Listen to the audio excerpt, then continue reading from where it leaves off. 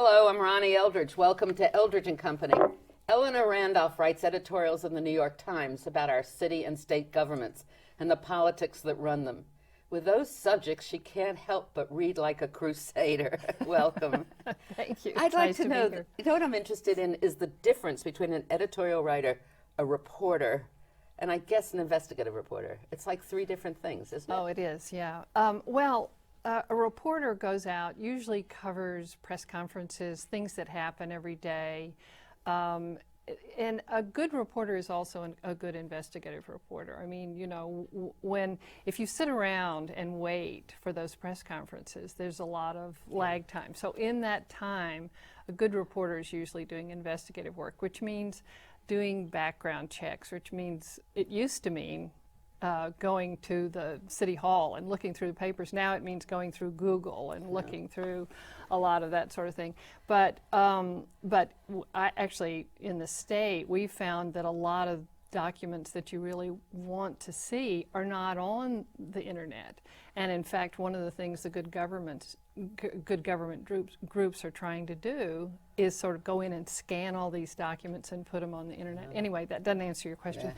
The third, the editorial writer, we can have opinions, you know. That's we don't the have to big be. difference. That's right. We're not burdened by fairness, you know. It's like a columnist or somebody who can just say, yes, but I think X and Y. It's a very difficult job. I mean, that's a lot of responsibility. It's frightening, yes, It if you want is, to know the yeah, truth. yeah. Especially when we get to endorsements. I don't sleep in that No, that's period. the worst time. We really, you know, we look at people, we talk to people, and then you choose the best person you can choose, and often. And it makes a difference in New York, especially in Manhattan. I don't know about the other. Do I you hope have so. evidence that it really? I don't know. I mean, there's some areas where, you know, I think it makes almost no difference. And there's some Republican areas where it works in the opposite direction, I think. But I think what people know about that part of it is that we try really hard to think about the best possible person for that job. And it's not, you know, we don't have this agenda. We're not a union, we're not a business, you know, we're not looking at it in those specific ways. Reporting about Albany, though, is very difficult. It's not hard to have opinions, but it's very difficult, right? I mean, how did Bruno have that power for such a long time? You know, I Because think he's just been convicted. That's what I'm asking. right. Yeah. Well, you know, it took the feds to come in and really look at what had been happening, and Why is that? well, I think it's because the Legislative Ethics Commission, which is set up to look at what legislators do, they don't do anything. You know, I mean, maybe they do something, but I've never heard anything that they've done. You know, they just sort of take things in and never put anything out. And how do they get appointed? They're appointed by the legislators themselves, and it's set up by the legislators themselves. Right. But you also have the Attorney General, in this case Andrew Cuomo, and you have the Albany District Attorney, a guy named David Soares, who was elected promising to go after all this corruption in Albany. The real corruption, I think, is that the laws are so loose and so easy that anybody, a Bruno, could slip through them. I mean, this is a federal law that they've gone. Yes, it's a failure to. It's a funny law. Actually, they're hearing it today, aren't they? A case in the Supreme Court. Yes, the Supreme Court's going to decide whether that law is too general and vague and broad, and Bruno's got his fingers crossed at this point. It's a law that says you failed to live up to your responsibility as a public official. Basically that. Yes. But the legislature itself is such an inbred community. It's really astonishing to me, you know, that you would get people who would, you know, I mean, Gail Collins, my colleague at the Times, used to say it was like the old Soviet Union. You know, you had one candidate, and you can see in some of these races, one candidate has every single party line. And so, and you know, sometimes there have been a few people who've gotten both the conservative and the liberal line. I don't think Working Families Party would ever give their line to anybody who got the conservative line, but I may be wrong there. But, you know, just one candidate, and it's almost impossible for a challenger to get through all the different hurdles, get over all the different hurdles to even get on the ballot. You've written this wonderful series about Albany. Thank you. And you've listed all the reasons. I mean, I don't even know where to start, but the districts, for instance, are created by the members. That's right. So they are going to protect themselves as the demographics of a district change. So does the district lines, right? They really do, and and it's so computerized now that, you know, you can, if a building is divided up into apartments, they know which people vote Democratic and which people vote Republican. It's the sort of first order. I mean, people don't look at redistricting because it looks boring. You know, it's one of those words that can put people to sleep instantly. But it's a complicated process. Yeah, that's right. It's complicated, as that new movie says. But and when they do look at it, they look at the congressional seats because that's, you know, that's sort of big and fancy And they're, and I think, wonderful. drawing around 400,000 voters. In They each are. Of the we should say that there's a redistricting after every census at the end of a decade, right? Right, at least one. Yeah. Yeah, that's right. And so that will be 2011. And we've been trying to get them to come up with some kind of non-partisan or independent redistricting commission that would draw the lines more fairly and not, I mean, the most egregious district was Guy Villella's up in the Bronx. And if you look at, you just can't believe this, it looks like a starburst, you know? And then there's this little tiny street that's cut out, and that was one of his opponents in an earlier election. So he cut out that street because he didn't want her to run against him. And he was later convicted. He was later convicted, and he actually served in his own district on Rikers Island. So there's It's the world, right? some justice here. So that's the first thing, right? Redistricting. Then is, they make it difficult to get on the ballot. I mean, the registration laws are so archaic, and the petition laws. And yeah, you know, when I first started covering Albany, they said, oh, we've reformed all those laws. I can't imagine what it was like, you know, 20 years ago to try to get on the ballot. Right now, there's this army of lawyers who will, you know, if you're registered as junior, for example, and you don't put junior on the petition, it's gone. I remember when I first started, if you didn't write it, well, I don't think they had, we used to type up petitions. Oh, really? For county, I don't remember what, but this was in '52. But also, you couldn't abbreviate. So if somebody had written ST, they could knock the petition out. That's still true. Is that still true? Yeah. So crazy. It is crazy, and it's unfair because the idea is to get more candidates out there, more choice for voters, not less. But you know, the parties, and as I said, this army of lawyers, they'll do anything to keep you off the ballot. So then the incumbents tend to have much more money than the challengers. Well, you know, the leaders. I mean, what's so interesting about Joe Bruno being convicted is that he had so much power, so much more power than an ordinary leader, because he controlled all the money and all these member items, millions of dollars. We would only basically talk about $85 million a year, but there were all these other sort of pockets and pools of money that he could use to give people, you know, if you want a ballpark in your district, come to me. And so he was Jolly Joe, as Shelley Silver is very much the same way in the assembly. And what they can do is just hand out all these rewards, including the size of your office, the parking places, the whole shebang. It's not that different in the city council either. It's gotten a little different, but when I was in the city council and Peter Vallone was the leader, that was everything. I mean, I got knocked off a committee because he didn't like the way I voted, not even as a chair, just as a voter. And so they use that. I've always talked about, when do we ever, I mean, why is that so sacrosanct, the way we elect a leader?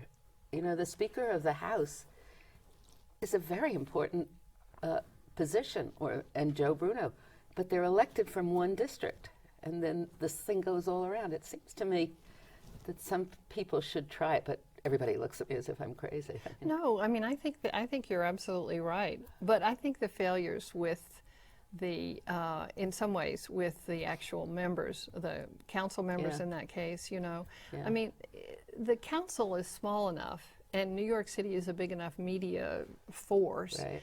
that these people can actually speak out, and if they don't like what Chris Quinn is doing, they can really make a lot of noise about it, and you've heard it. And of course, she's got to come up for another election pretty soon, so It's a all little that tight, will yeah. come back. Right. They're a little freer than they used to be. There's no doubt about that. But you know, also, they're newer members. And what I discovered once, because I became a chair, I think, of a subcommittee, and I got this money, and I gave it back. I wanted to put it into, I don't remember what it was. And everybody got furious at me because they take the Lulus, the money they get as committee chairs, add it to their income, so when they retire, Of it course. helps their pension. Of course. So it seems to me the longer a member is in the council, and the more they obey the speaker, and it's most likely the same all over, the higher their Lulus are going to be, and then their pensions are bigger.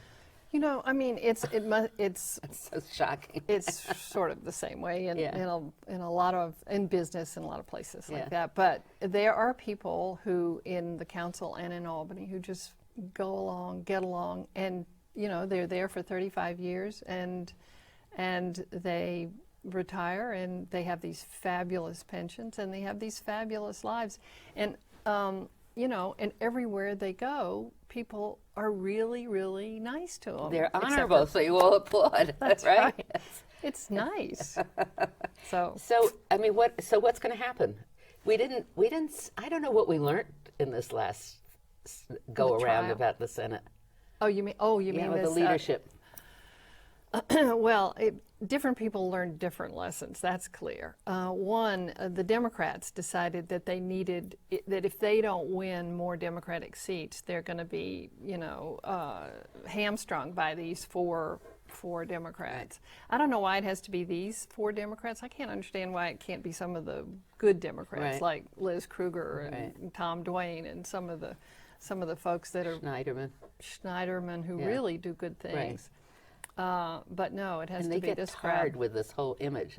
It's very hard. I know. Yeah. I know. It Fair. must be hard. That's what, you know, it's hard to say that there are really good people up there, but there are. And Daniel Squadron, who's new, you know, he's doing really well.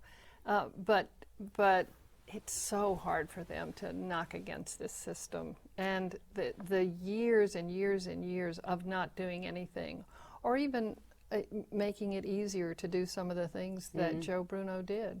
Every effort is thwarted some way. Yeah. I love that word too. That's such a great word for that.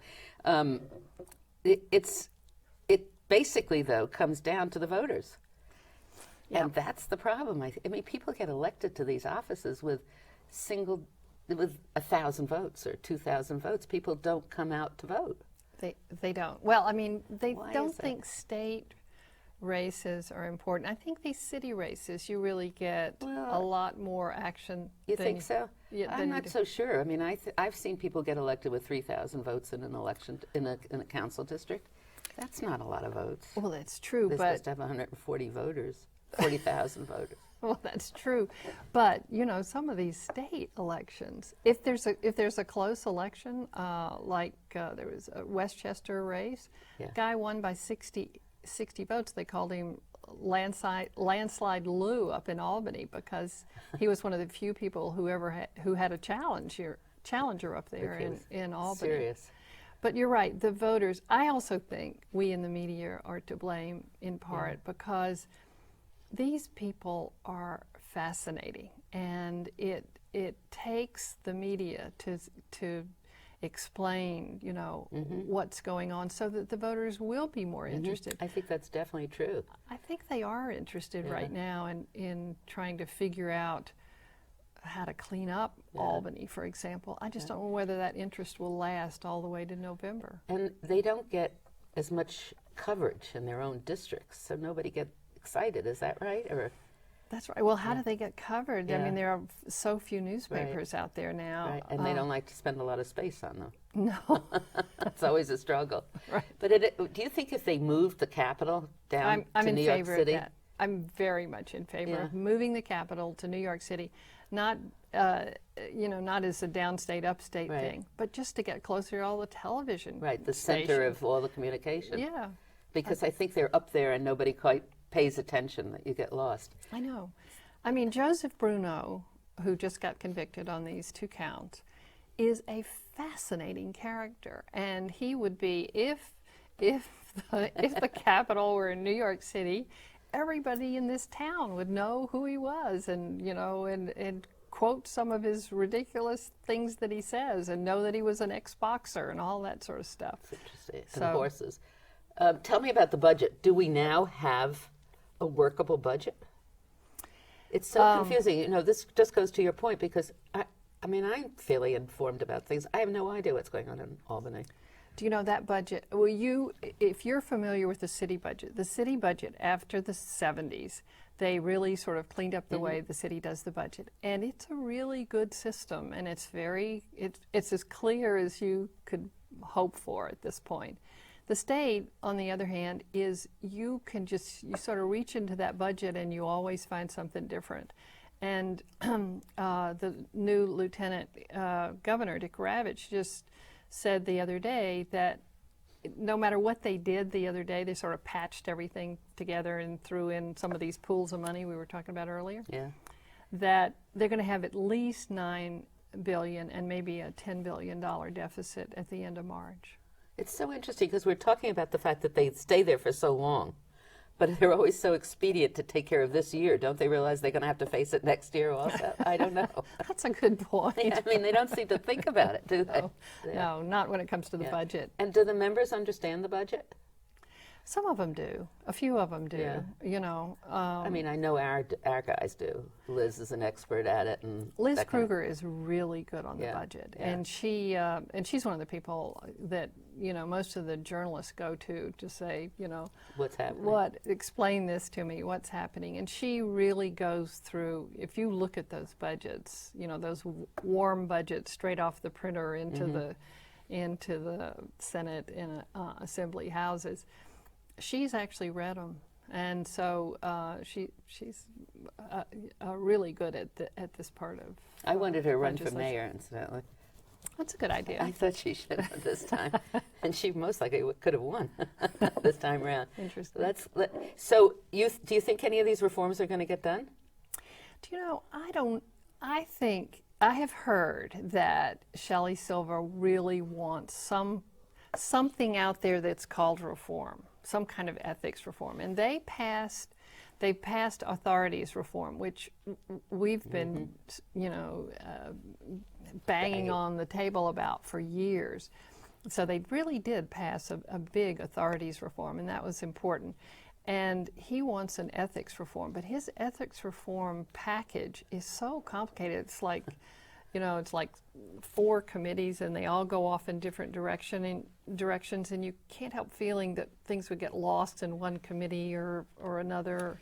I mean, I'm not sure his plan works, but I think politically they need something that looks like reform. They need They to do. say, Don't you think I that did this this. next year are their elections? Yeah. And they don't have, I mean, talk about Washington running for re-election. They certainly don't have a good record to run for, do No, they? no, How they did you become an editorial writer? Well, I was working in New York for the Los Angeles Times, and just having the best time covering New York. I mean, it was Great. Giuliani. It was fabulous. And Hal Raines hired me. So it was about 12 years ago. And was that a hard transition? Hal said to me at the time, he said, I know you've been a reporter for 20 years, but you probably have opinions. And I said, I don't know. And so I told my husband that, and he laughed. He laughed for days when he heard that. So it wasn't as hard as I thought it would be. But you're a nice lady from the South. So did you always know you wanted to be a newspaper person? I did. I don't know why. Isn't that Maybe, interesting? Did The your family, hats. was your, the hats. Was your family involved in that? No, my father was a businessman. My mother was a, housewife. So who when you went was off to real- college, you were interested in that? I went to Emory in Atlanta, and I Great school. Yeah. did journalism. I mean, I didn't study journalism, I studied history, but I did some journalism sort of on the side there and just loved it, just absolutely loved it. My mother was horrified, because she wanted me to marry some nice Southern boy and, have Have a 100 family. children. We never thought about what would happen after we had those children. They'd grow up, and then where we would be. So then you started right away working in a small paper? I or did. what? I started actually in high school. I worked in a Mm-hmm. little tiny newspaper in Pensacola, Florida. And I got my big break when there was a fire, and I literally was the only person who was not inebriated on the city desk. And so I drove out to the fire and wrote about it and fell in That was it. love. Oh, that's Fell so in great. love with the profession. Great. And I hope we won't lose it. So you've also been abroad. I mean, I was working for the Washington Post, and we went to Russia it was a great time to be there. I'm reading the book, and it's a great book. I love it because thank I you. was there about the same time. Oh, how And the wonderful. chaos, right? That's right. Yeah. Waking the tempest is a phrase that comes from the Russian word for chaos. It's part of the definition Oh, really? of chaos, and chaos is a really bad thing Yeah. by Russian standards. Well, you can understand why, given their history. It's so incredible. We were there, and there were homeless people camped out Oh. in front of I forget what the building was, but it was, there was an encampment there. Yes. And people would stand there, and you describe it very well, just holding anything from home to try to sell it. Their plates and, Yeah. and their glasses and things like that. And It the was a terrible time. Endless lines. That's right. It was just unbelievable. I was there for this conference, and they were newly elected reformers from all the different city councils around. And they brought in people from all over the world, different countries. And the first question they were interested in was, did we have recall in our country? I thought that was very... They were so excited about democracy Yeah. at that point. I mean, this is almost 20 years ago Yeah. now. And so the wall had come down, and the Russians were talking about it. It was just a very, very exciting time. Things have changed. It settled back, differently, but settled back. Very similar. Yeah. To the I was there when the first Pizza Hut opened. Oh, me too. Oh, so then we were there at the same time. It was very exciting, Yeah, actually, that's right. wasn't Talk it? about lines. You Yeah. couldn't get Oh, anywhere near the place. Unbelievable. And we stayed at such a crazy hotel, but we'll talk about that later. The victory that the mayor had, what did that tell us? Oh, that's such an interesting question. First of all, I think it told us that he was as vulnerable as some of his people were actually saying, and I have to admit, I didn't believe it. And so I think he's been a good mayor, and he probably will be good at managing things. But people don't love him. He doesn't. He doesn't emanate from a soul. Right. He just, he's a workaholic Yeah. without a. But that's one of the things about a politician. If they were honest and smart, they have an ability to relate to people, don't That's they? true.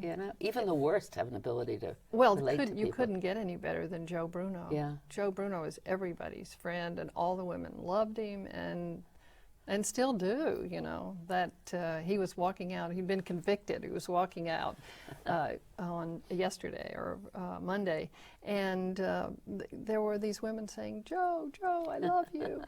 So that won't happen. If Bloomberg will never have him yelling, "We love you, Mike." Right. But there's one interesting thing, because I saw that the controller now is thinking of running statewide, because it's been reported that he did so well in the election. I am so fascinated at how things get interpreted to add to the stature of somebody. Do you know what I'm saying? Yeah, the old expectation Yeah. rule. Well, I've been interested in that too, although I keep thinking that his best shot would be as lieutenant governor for Andrew Cuomo. And that's been talked about a great deal, but he says he's not really interested in that. I don't know. But he didn't really have a great victory. I mean, I don't want to take away from him, but he had a terrible campaign, it seemed to me. Yeah. He campaigned basically against the term limit vote. And in a Democratic city, And well, the real problem I had with his campaign was that he didn't really say what he was going to do, or he didn't have his own goals for the city, you know. And I don't know whether he could do that statewide. Statewide is very tricky for somebody, especially for somebody from New York City. Yeah, it's just in New York, and it's always worked in New York. It doesn't have that experience. Right. What when you hear the goals, they haven't changed, have they, for years? When you interview candidates. You know, what fascinates me often is what they hear on the street. We knew that term limits was going to be a problem for Bloomberg because all the candidates heard that. And you know, most of them had quickly jumped on the anti-term limits bandwagon. Right. But it was for me, the big goals are always the same. But you and I were talking earlier about the whole idea of public service and whether or not civics is really taught in schools anymore. And it's something I've thought about a lot, whether or not somebody like you or people from the universities could go in and talk to some of these newcomers and say, look, you know, you have this great opportunity. You are serving all these people. Right. You are not serving yourself. You are not serving your family. You are not, you know, here to give jobs to your best friends. Well, that's a very good way to end this program. We've gone through a whole half hour. I can't believe it. But keep writing these things, please, because we need them. And Thank you. And help. Let's get these people to really believe that. I think that would be a wonderful way to improve the governments. Let's keep hoping. Thanks, Eleanor Randolph. Thank you, Ron.